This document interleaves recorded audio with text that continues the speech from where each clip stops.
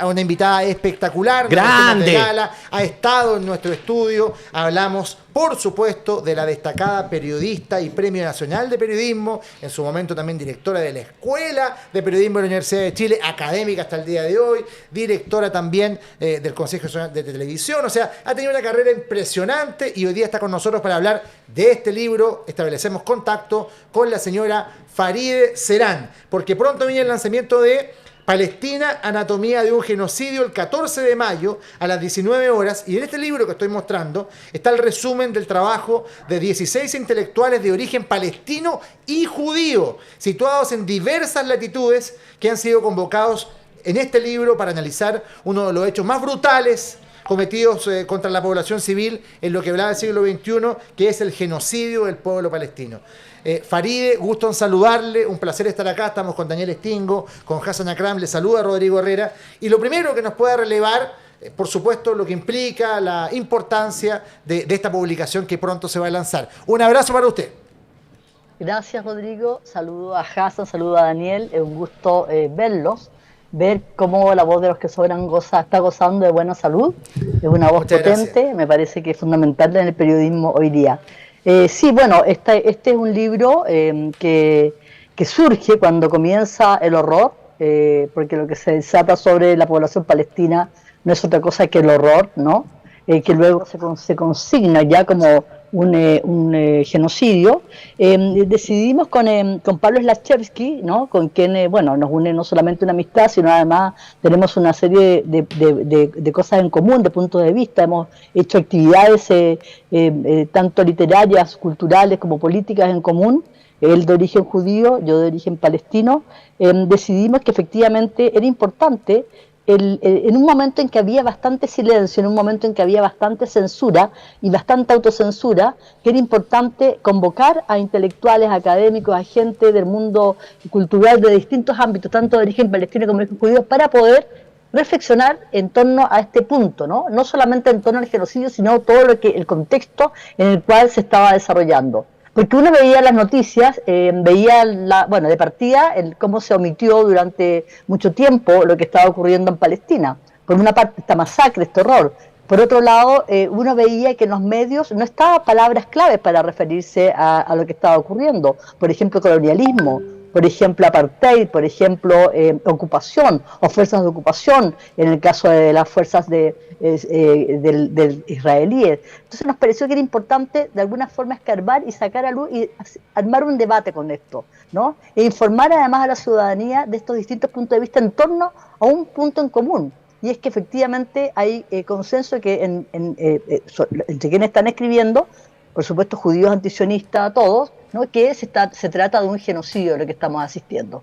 De ahí surge este libro que convoca efectivamente a 16 voces, tanto de origen judío como de origen palestino, tanto de Chile como de México, de Colombia, de Estados Unidos, de Medio Oriente. Tenemos figuras como la Judith Butler, por ejemplo, ¿no? Que escribe desde Estados Unidos un estupendo ensayo a propósito del antisemitismo y el antisionismo. En fin, tenemos voces de distintos ámbitos. Tenemos a Lina Meruane, aquí en Chile, o a Rodrigo Carmi, a Pablo Bufón, a Daniel Jadwe. Tenemos a Odette Gidi, que es colombiana. Tenemos bueno, ahí están los nombres que son, hay 12 figuras importantes que son de Palestina. Una es Dalal Irikat, ¿no? Que es una académica de la Universidad en Belén, y la otra es que luego la nombraron ministra de Asuntos Exteriores, luego de cuando ya el libro estaba en imprenta, por eso no pusimos el cargo, que es Barcén, ¿dónde está aquí? Que siempre se me va el apellido. ¿Tú lo tienes ahí? Sí, aquí lo tiene. Barcén Agabekian. Claro. Exacto, Agabekian. Que también escribe, bueno, en fin, es un conjunto de voces en torno a una reflexión que es fundamental, que es necesaria para efectivamente poder de alguna forma dar un poco de espesor a este debate que ha tenido tantas omisiones y tantas palabras que no han sido nombradas. Es verdad. Daniel, por favor. Sí, a ver, Farideh, yo celebro el libro porque obviamente hay que no solamente denunciarlo, que no sé si nos has visto, pero nosotros estamos denunciándolo permanentemente, digamos. Desde el mismo 7 de octubre, claro, cuando ocurrió el último hecho porque en el luctuoso. fondo estamos hablando y esto yo lo he dicho en términos personales, el horror, como tú dijiste, un genocidio, que podría ser en Palestina, en Irlanda, en Kazajistán o en donde sea. Es gente inocente, ¿cierto? Hombres, mujeres que no tienen armas, que no les interesa. Niños, niñas, que están siendo exterminados por un ejército, ¿no? Un ejército que mata civiles. Agréguele la palabra ocupación. Además de la ocupación, sí. Que creo que es muy importante, que estamos hablando no de un ejército cualquiera, de una guerra cualquiera. Aquí no hay una no hay guerra, yo siento que no hay guerra, aquí no hay guerra. Es un ejército de ocupación, claro. Exacto. Bueno, y entonces en ese sentido nosotros empezamos a hablar desde un principio de eso. Al tiro, no nos quedamos así como en esas especulaciones. También condenamos lo que pasó con Hamás en ese festival que estaban de música, digamos. Pero obviamente que aquí lo que ha seguido, ¿cierto? Y a lo que a uno, yo he dicho alguna vez, Farideh, que me ha dolido mucho lo que ha pasado con los líderes europeos, que uno tiene como referencia, de que vivieron lo de Alemania, ¿cierto? Vivieron el nazismo. Entonces uno dice, pucha, y no. Se alinearon con Estados Unidos e Israel y no lo saca nadie de ahí, y uno dice, ¿qué pasa? Salvo el español, que le ha costado más que a nadie, lo vimos este fin de semana. Entonces, el resto, uno dice, ¿qué pasa con este mundo? Y por eso creo que es muy importante un libro, no solamente por la contingencia, sino por lo que va a venir, porque para que esto quede para el futuro, para que lo puedan leer otros y decir, porque en 30 años más, mira, ¿quién se acuerda de Sabri Chatila? ¿Quién se acuerda del mismo Nakba? ¿Quién se acuerda? ¿Me entiendes? Entonces, también tiene que quedar en el futuro, con un libro como este, con personas que están pensando el tema, que están buscando soluciones. Entre ellos judíos también, que por eso es un valor muy adicional. Entonces, por eso yo lo celebro. No sé si lo viste también tú como una cosa que queda, que trasciende, y no solamente para que lo leamos hoy día y veamos este horror. Exacto. Bueno, es importante decir que en esto, por ejemplo, bueno, los editores, porque efectivamente nosotros convocamos, con Pablo Lechevsky y con Rodrigo Carmi, somos los 3 editores de este libro, y que empezamos con contacto, para hacer contacto con distintas personas para poder aportar esto. Y la gracia de esto, Daniel, es que este libro sale no solamente en Chile, que lo lanzamos efectivamente el 14 de mayo, también sale en Argentina, ¿no? Con la editorial Tinta Limón, y sale en España con Chalaparta. O sea, es un libro que tiene además una trascendencia. Y claro, yo creo que, yo me imagino que no es fácil juntar a gente de origen judío, de origen palestino, ¿no? Que reflexionen en conjunto en torno a este tema. Y tal vez ahí está evidentemente el mayor aporte, pero también el aporte para densificar y aportar elementos para poder informar, y para que la gente tenga una visión más amplia, más informada de algo que en general yo te diría que la clave es la desinformación. Porque te insisto, o sea, cuando se informa aquí, cuando se dan las noticias, se omite cuestiones que son fundamentales para contextualizar de qué estamos hablando. Entonces, en ese sentido, pensamos que el libro es un aporte. Bueno, todo libro en general pretende efectivamente ser un aporte. Para nosotros este es un libro que intenta aportar, entregar elementos a la discusión, a un tema que evidentemente va a estar presente, va a seguir en el tapete. Porque, claro, el tema tiene que haber una solución política. O sea, la guerra no es la palabra, el exterminio ni el contra el pueblo palestino. O sea, esto no se acaba aquí. Aquí tiene que haber una solución política que yo espero, por lo menos mi postura, que es la existencia de 2 estados, ¿no? Con fronteras no a las que Israel hoy día instala, con sus colonos y con toda esta banda de truanes que siguen robando tierras y ampliando el espacio que no les corresponde, ¿no? Que robando las tierras a los palestinos.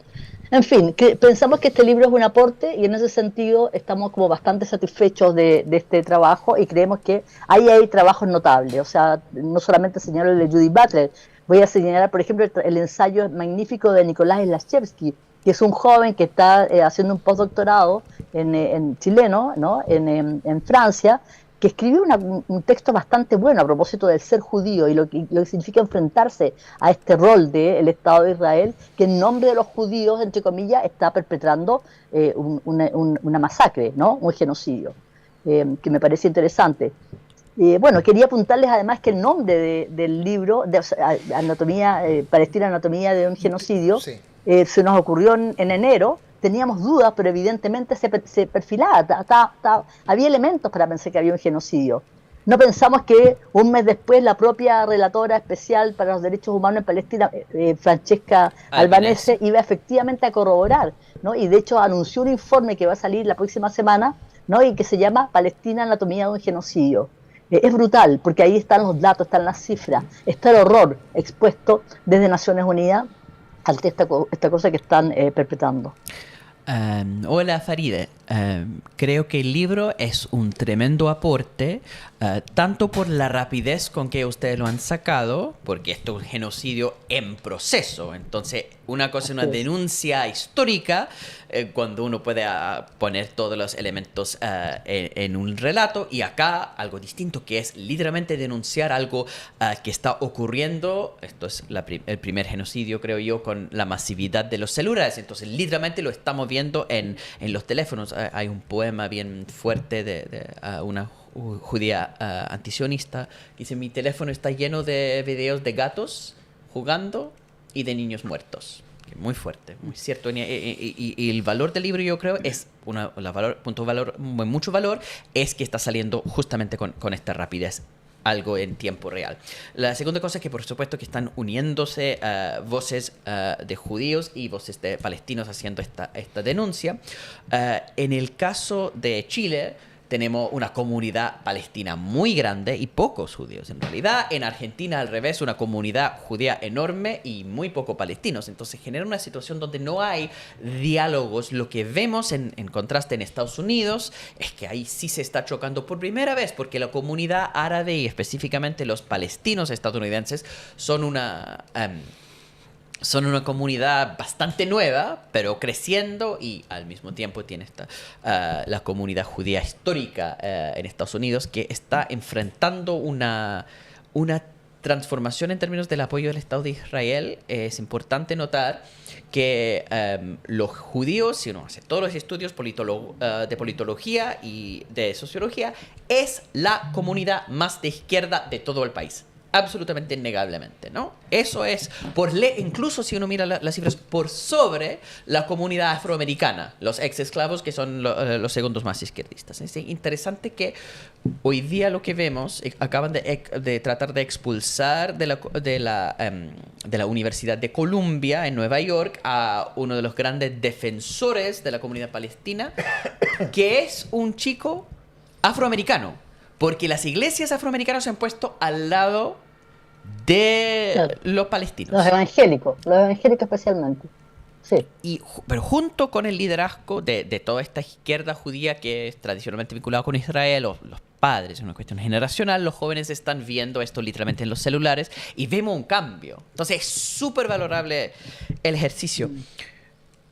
Este texto se escribió antes del caso en Sudáfrica, ¿cierto? Que yo quería preguntar por eso, porque al final el concepto clave que genera más consenso, y creo que es el más importante en avanzar, porque la colonización, bueno, eso podemos hablar por horas, pero el concepto de genocidio está llegando a ser poco controversial. O sea, el momento en que uno dice, ya, más allá de si uno apoya o no a Israel como Estado, más allá de si uno cree en el sionismo incluso, que en este momento hay un genocidio en Gaza, está llegando a ser el punto que el comienzo de un puente para diálogo, ¿cierto? Sí, bueno, cuando el libro estaba cerrado ya, había ya gran parte de estábamos en proceso de edición, por lo tanto no se podían intervenir los textos, cuando viene todo el tema de Sudáfrica y viene incluso la acusación de los abogados chilenos ante la Corte Interamericana, por eso no está, ante la Corte de Justicia, claro. Por eso no está, digamos, consignado. O sea, la verdad es que efectivamente nosotros pensábamos que era fundamental hacer un libro rápido, con un espesor, etcétera, y lo cerramos a comienzos de marzo. Antes que hubiera todas estas iniciativas que sin duda son muy importantes. O sea, de hecho Netanyahu está a punto ya de tener una orden de captura internacional a propósito por la Corte Internacional. Y eso sin duda que es muy importante. La Corte Internacional Criminal. Así es, criminal. Ahora, lo que también es muy interesante es cómo la opinión pública mundial, cómo perdió esa opinión pública mundial el Estado de Israel, ¿no? Y creo que eso es muy importante porque efectivamente, bueno, vemos, Hassan, ustedes son más chicos, pero evidentemente que uno puede decir que que Palestina hoy día es el Vietnam para lo que fue mi generación, o lo que fueron varias generaciones, Totalmente. ¿no? Es en la lucha del pueblo palestino. La lucha contra la ocupación pasa a ser aquella bandera que en los 60, en los 70 era Vietnam, ¿no? La lucha por Vietnam. Y creo que eso es interesante porque si uno ve lo que está pasando en los campus universitarios en Estados Unidos, eso también obedece a un tema que es bastante brutal, que es la censura. No hemos hablado de cómo la censura se instaló cuando se inició este horror en Palestina, cómo los medios dejaron de informar, cómo empezaron a perseguir a académicos, a estudiantes, a intelectuales que levantaban la voz, que osaban levantar la voz para decir que esto no era correcto lo que estaba ocurriendo, que no era simétrico, ¿no? Esta respuesta del Estado de ocupación, de las fuerzas de ocupación de Israel en contra de la población civil palestina. Y ahí vimos que efectivamente se estaba produciendo una suerte de macartismo instalado a propósito del tema palestino en distintas universidades de Estados Unidos, bueno, y también de Europa. Y de ahí entonces lo interesante de cómo efectivamente esto se va revirtiendo, ¿no? No es que se hayan decidido acabar con la censura, sino el movimiento social, las calles de Estados Unidos, de Europa, de distintos países, efectivamente, vimos las manifestaciones masivas que se siguen produciendo en torno justamente para denunciar este horror. Y creo que esa guerra que está perdiendo, esa guerra mediática, más allá de lo que los medios intentaron, esa guerra de la opinión pública, ¿no? Que siempre veía al pueblo, a Israel como una suerte de víctima permanente, la víctima eterna a propósito del Holocausto, vieron cómo efectivamente aquellos que habían sido víctimas de un horror como puede ser el Holocausto estaban haciendo lo mismo contra un pueblo indefenso y además al cual estaban ocupando, como es el pueblo palestino. Creo que eso se dio vuelta, ¿no? Esa culpa, y bueno, claro, son los gobiernos efectivamente europeos, Alemania, etcétera, que siguen apoyando el Estado de Israel, pero sus poblaciones, sus comunidades, sus estudiantes, sus intelectuales, evidentemente están en una otra postura. Y eso es un punto de inflexión. Y es lo que yo creo que, a mi juicio, creo que es lo interesante para pensar de que aquí tiene que haber una salida política que implique efectivamente el reconocimiento y el derecho del pueblo palestino a tener un Estado libre, soberano e independiente, y el fin de la ocupación de las fuerzas sionistas sobre Palestina. Y ahí, Farideh, ¿usted le da algo de credibilidad a lo que se rumoreó hace algunas semanas en términos de que la diplomacia de los Estados Unidos estaba tratando de llegar a ese punto con la consideración de que iba a lograr de que Arabia Saudita reconociera el Estado de Israel y a su vez Israel reconociera el Estado palestino? Algo que hoy día parece verdaderamente bastante imposible, pero ¿usted confía o cree que son verdaderos los rumores que han salido desde sectores diplomáticos de Estados Unidos? Mira, lo que yo sé es que, lo que yo creo además, es que el tema, claro, del reconocimiento de Arabia Saudita a Israel en ese minuto era bastante complejo, en tanto no se veía cuál era el sentido de ese reconocimiento.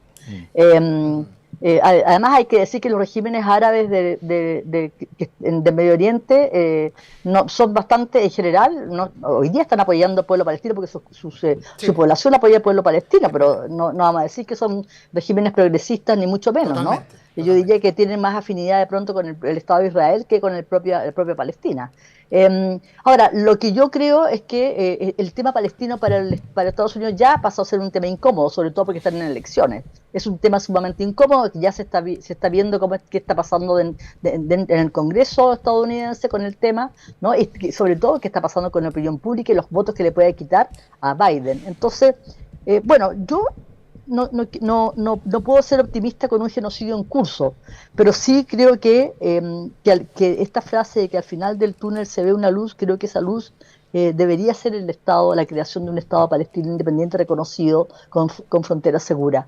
Y en ese sentido, en algún minuto se van a tener que entrar a conversar. Ya hay conversaciones para un alto al fuego, que están en este minuto jamás enviando representantes a Egipto, leí ayer, hace poco, para ver un alto al fuego y están viendo cuáles son las condiciones. Pero el tema va más allá de un alto fuego. Evidentemente con un alto fuego se puede empezar a conversar en otros términos, ¿no? Eso es fundamental además porque tiene que cesar este horror. Más de 34.000 muertos, la mayoría, 80% son mujeres y niños. O sea, esto ha sido realmente muy brutal. Las imágenes son muy brutales.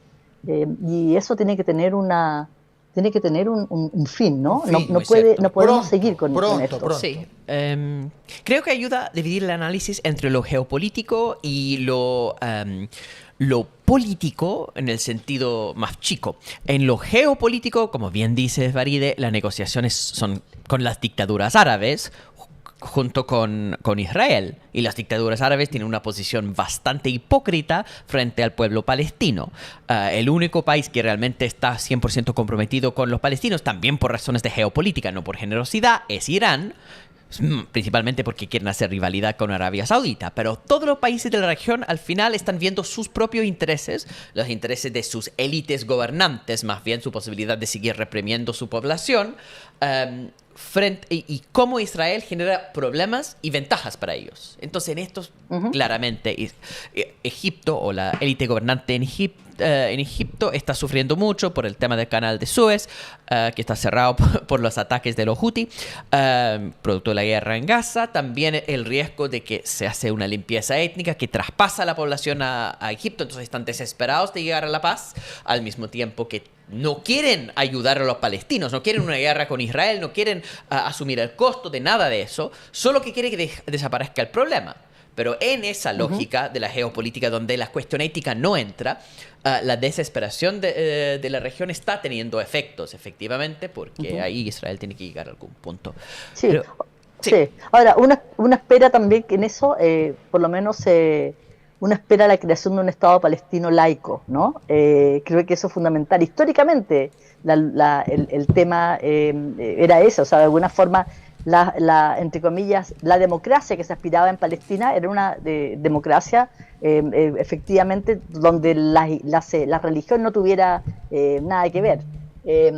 Esperamos eso también, lo que no significa que no se reconozca que, por supuesto, hay sectores de musulmanes, hay sectores radicales, ¿no?, del radicalismo islámico, hay distintos. En la resistencia palestina hay una vasta gama de movimientos. Que de pronto se visibilice solo una, también es un tema que maneja muy bien, se maneja mediáticamente muy bien en Occidente, pero también creo que hay que ver qué pasa con eso, ¿no? O sea, hay que pensar que estos movimientos de resistencia a una ocupación, porque estamos hablando de un enclave colonialista, ocupación de hace más de 70 años, que eso también, insisto, son elementos fundamentales para el análisis que se omiten, que no se dicen en el momento de informar sobre este tema palestino, ¿no? También hay que poner sobre la mesa. Si vamos a tener un Estado palestino, que tengo muchas dudas, pero temo que sea un Estado palestino por gracia de Estados Unidos, por gracia de las dictaduras árabes, que va a terminar siendo bastante similar a los otros países de la región. La diversidad de la resistencia, no sé si va a sobrevivir este proceso de negociación. Igual eso refleja lo que está pasando con la supuesta única democracia en Medio Oriente, que es Israel, donde lo que uno ve es muy buena la analogía que hiciste, Faride, con Vietnam, porque para los movimientos de izquierda, este es un programa de izquierda, uno puede hablar de la política más allá de la geopolítica, ¿no? La posición ética de la izquierda en Estados Unidos que se opuso a la guerra en Vietnam. Una cosa es decir, tenemos que parar la guerra. Otra cosa es que gritaba la izquierda organizada, gritando a favor de Ho Chi Minh. Ho Chi Minh, the NLF is going to win. Que la cuestión es que quieren que pierda Estados Unidos directamente. En este caso quiere que pierda Israel. La separación que está ocurriendo, porque son, ¿cuántos? 6 millones de judíos en Estados Unidos, 7 millones en Israel, ¿ya? La ciudad más grande metropolitana de Israel es Nueva York, no hay ninguna ciudad de Israel. La cultura de los judíos en Nueva York, la cultura de los judíos en Estados Unidos es laico, es de izquierda, es progresista. Israel va camino a ser otro país de Medio Oriente, fundamentalista religioso, autoritario, totalmente. Pero es que en los pequeños espacios que no son eso, están cada vez más débiles. Es muy difícil imaginar un Estado palestino que va por otro camino que eso. Porque al final Hamas es el reflejo de Smotrich. Sí, pero tú y yo sabemos de que la política es cambiante, de que son momentos, son coyunturas, que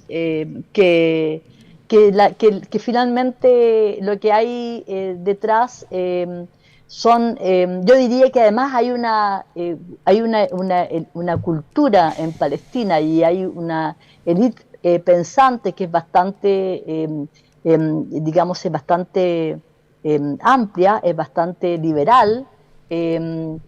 Yo creo que hay que ver, creo que efectivamente la pugna se va a dar y hay que ver cómo se va a dar entre los distintos movimientos, hay que ver cuál va a ser esa paz que se va a negociar, pero los hechos son dinámicos, la historia la dialéctica de la historia también nos muestra sorpresas. Yo confío en eso, digamos, ¿no? Aspiro, por lo menos mi generación ha luchado y yo creo que muchas generaciones están luchando por una Palestina libre, democrática, laica, donde las mujeres tengan un estatus que corresponde, de igualdad absoluta, ¿no? Y lo digo sin con ello decir que yo respeto profundamente el mundo musulmán. De hecho, mi familia es de origen musulmana. Ese Islam tolerante, ese Islam amplio, ese Islam que no tiene nada que ver con el integrismo ni con el fanatismo que vemos hoy día, que también a mi juicio es una respuesta política a todo lo que está ocurriendo en la región. Pero aspiramos efectivamente a esa Palestina laica, libre, democrática, independiente. ¿Qué es lo que queremos todos? Yo creo, Farideh, te voy a compartir algunos comentarios que nos manda la gente de la comunidad. Por ejemplo, María Angélica Lorca, que dice: Farideh Serán, tremenda invitada. Canela Ortiz, quiero el libro, mis respetos al heroico pueblo palestino. Amaranta, que dice: viva Palestina libre, un alto inmediato al genocidio. Alondra nos escribe también: Fuerza Palestina. Y Esteban: Farideh Serán, una gran periodista, muchas gracias por tenerla como invitada en esta entrevista. Bueno, aquí está el libro entonces: Palestina, anatomía de un genocidio, que se lanza el próximo día 14 de mayo a las 7 de la tarde. Es día martes. Esto va a ser en el Teatro Antonio Varas, un lugar también muy simbólico. Por lo tanto, Farideh, nos gustaría cerrar con una invitación a que la gente acompañe el lanzamiento de este libro también. Nosotros lo vamos a transmitir, ¿eh? Lo vamos a transmitir. Sí, somos media partner en el lanzamiento, así que es fantástico así esto. Y ojalá que también tenga la amplitud que merece a través de la transmisión por streaming. Y con mucha gente allá. Así es. No sé qué esperas tú, Farideh, ese día. Me imagino que también un momento de reflexión. Bueno, yo creo que va a haber el acto de lanzamiento es bastante amplio. Va a estar la embajadora de Palestina, va a estar figuras como, bueno, vamos a hablar los editores, Pablo Slachevsky, Rodrigo Carmi, va a haber Ana Archa, va a ser una performance que va a ser sin duda, va a terminar con eso, ¿no? Va a haber un recital poético. Creo que va a ser un acto hermoso. Esperamos que va a haber saludos además de distintos grupos, organizaciones, tanto judías como palestinas, que también es importante. O sea, es un acto de denuncia, de reflexión, de solidaridad con el pueblo palestino, que además no es casual que lo hayamos puesto el 14 de mayo. El 15 se conmemora la Nakba, que es la catástrofe, ¿no?, en árabe, que es cuando efectivamente se instala, tienen que huir, centenares, millones de palestinos tienen que salir de sus tierras. Esa catástrofe que hoy día estamos viendo como una segunda Nakba, porque la cantidad de desplazados producto del horror en Palestina es bastante grande.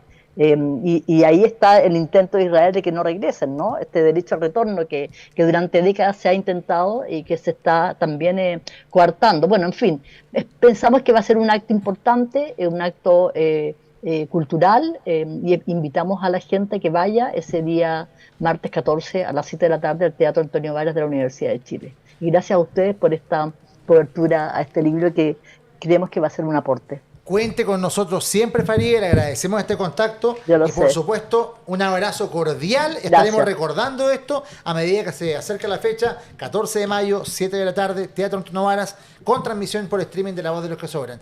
Que tenga un lindo día. Muchas gracias, Farideh. Gracias, chao. ¿Aún no eres parte de la comunidad de La Voz de los que Sobran? Suscríbete a nuestro canal de YouTube y no te pierdas todos los días de lunes a viernes el matinal de La Voz de los que Sobran. Disfruta de contenido exclusivo, entrevistas y mucho más. Apoya al periodismo independiente, dale like, suscríbete y activa la campanita. Participa en nuestras transmisiones en vivo y comenta. Podrás revisar los momentos destacados de la semana y mucho contenido de calidad.